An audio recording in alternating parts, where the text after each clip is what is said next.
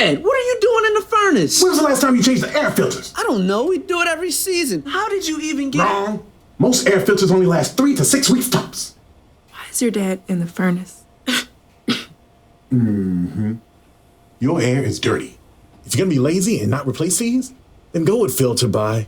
Their air filters last 2 to 3 months. Gotta go? FilterBuy. Every filter size, every filter type. Made in the US and all ship free within 24 hours. Go to FilterBuy.com and breathe better.